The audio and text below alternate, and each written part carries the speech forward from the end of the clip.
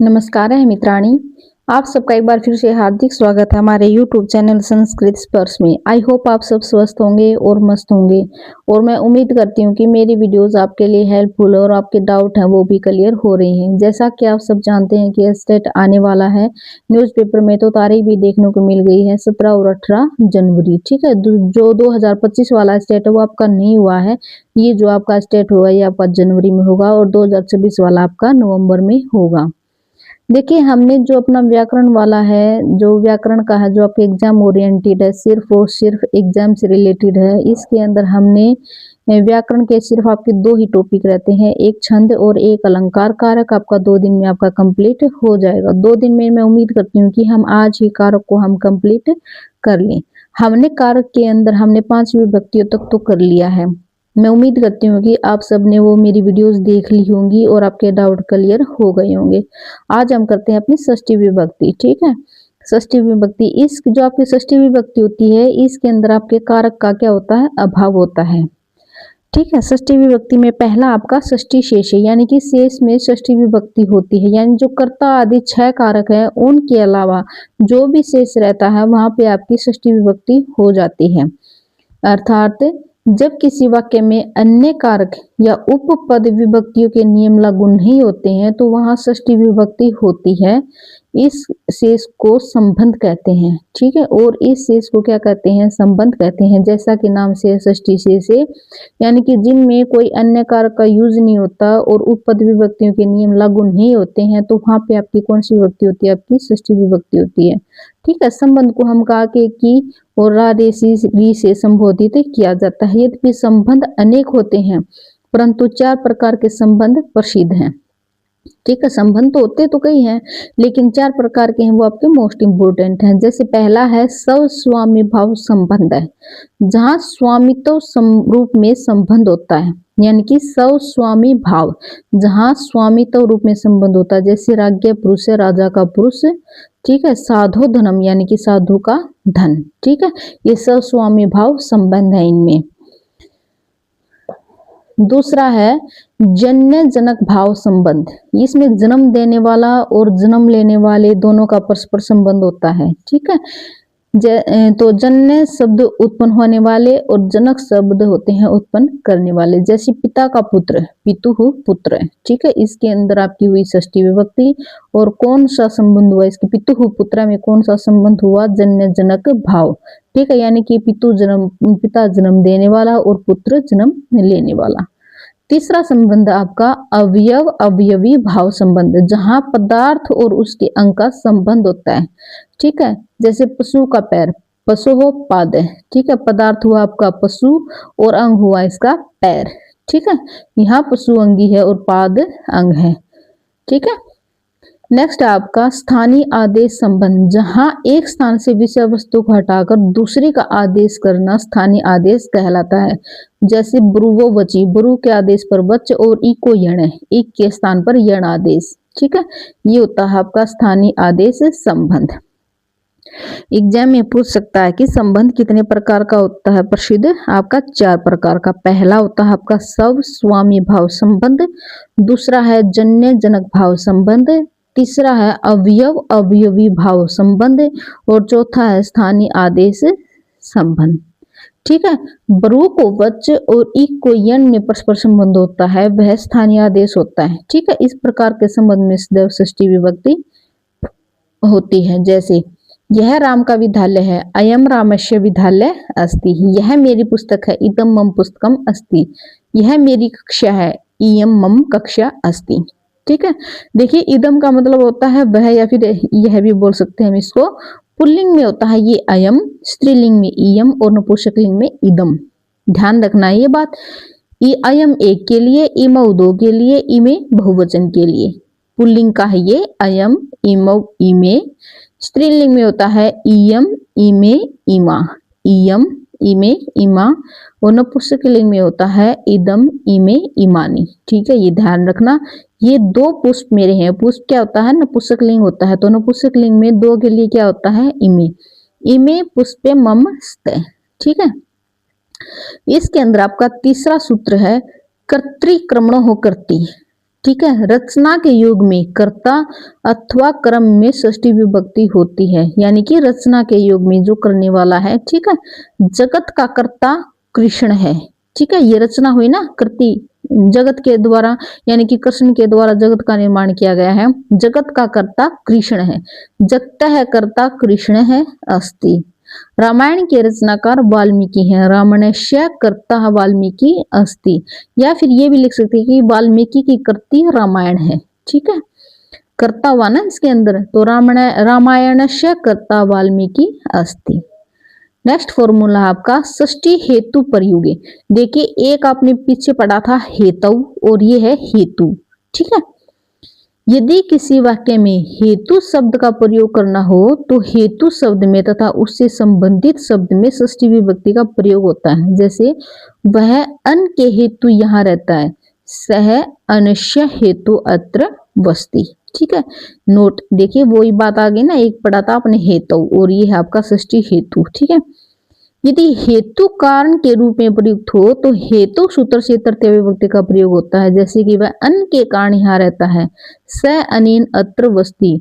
ये है वह अन्न के हेतु यहाँ रहता है, सह अन्य हेतु अत्र वसति, ठीक है। इसके अंदर आया कारण और इसके अंदर आया आपका हेतु।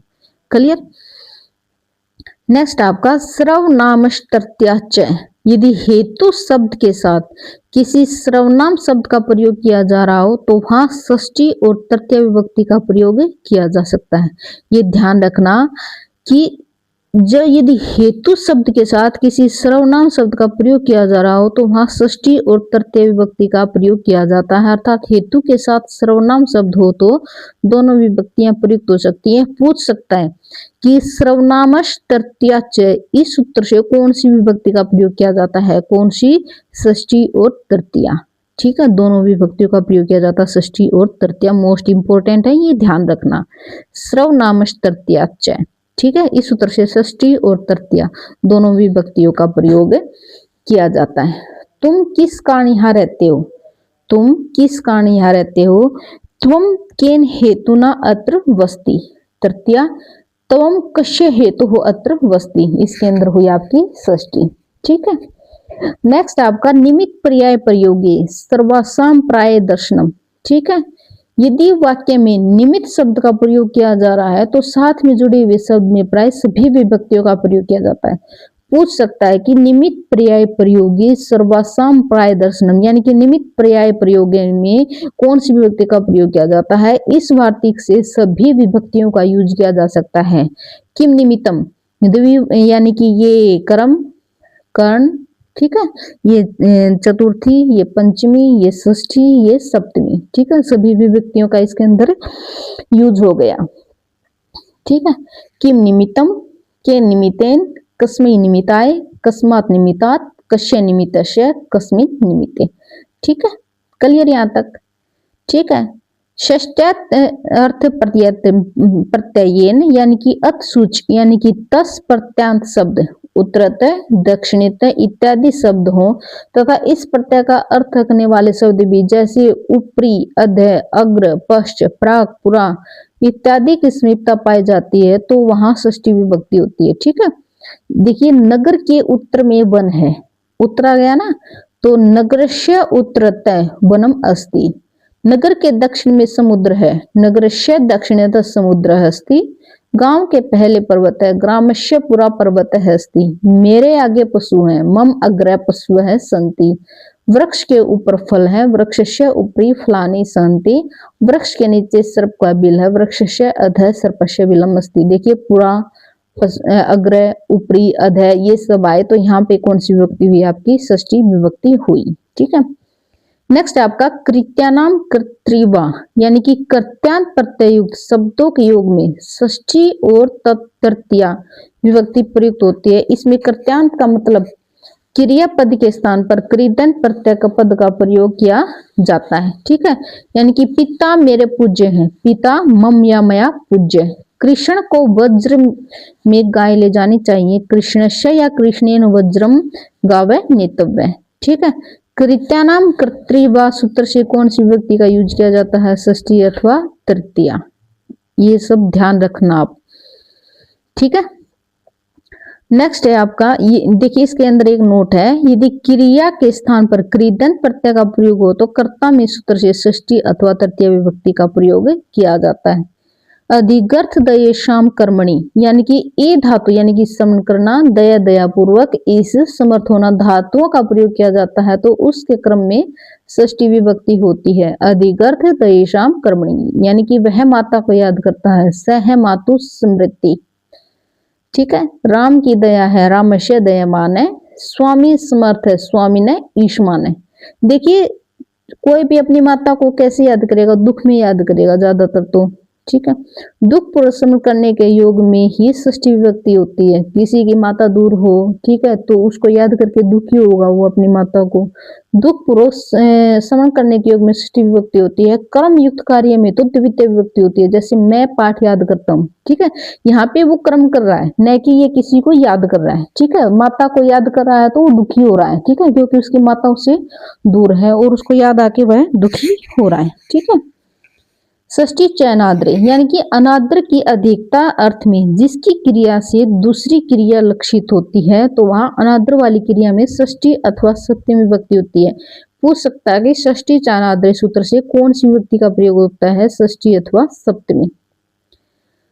ठीक है, रोते हुए बालक को छोड़कर माता बाहर गई, रुदता है या रुदती शिशु माता बहिर्गछत।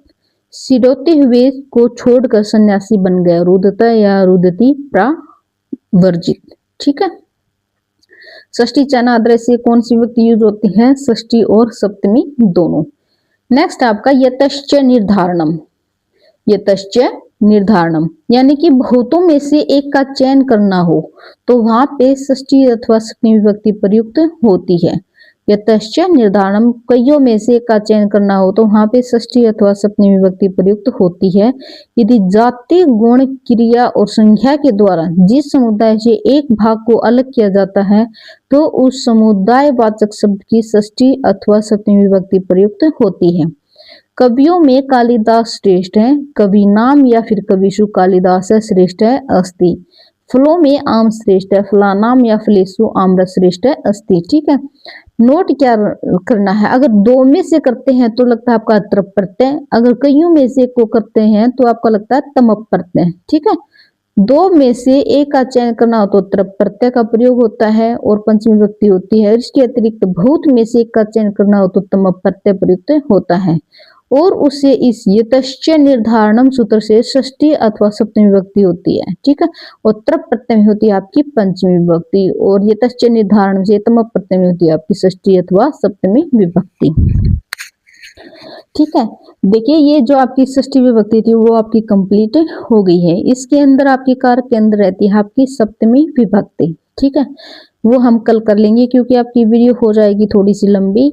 ठीक है, क्योंकि छोटी छोटी वीडियो करने में आपका टाइम भी वेस्ट नहीं होता और ये जो हमारी वीडियोज हैं, हमारा जो चैनल है वो सिर्फ और सिर्फ एग्जाम ओरिएंटेड है आपका, जो एस्टेट के लिए आपका बहुत ज़्यादा इंपॉर्टेंट है। अगर हम एक एक विभक्ति करते हैं तो आपको कन्फ्यूजन भी नहीं होती और जो छोटी छोटी वीडियोज हैं उनको करने में आप बोर भी नहीं होते हो, क्योंकि अगर हम बना देते हैं एक एक डेढ़ घंटे की, इससे आपका सिलेबस तो कवर अप हो जाएगा लेकिन आप भी बोर हो जाओगे और आपको कुछ समझ में नहीं आएगा। अगर आप थोड़ा थोड़ा करके भी डेली का आप करते हो ना तो आपका कंप्लीट हो जाएगा सिलेबस।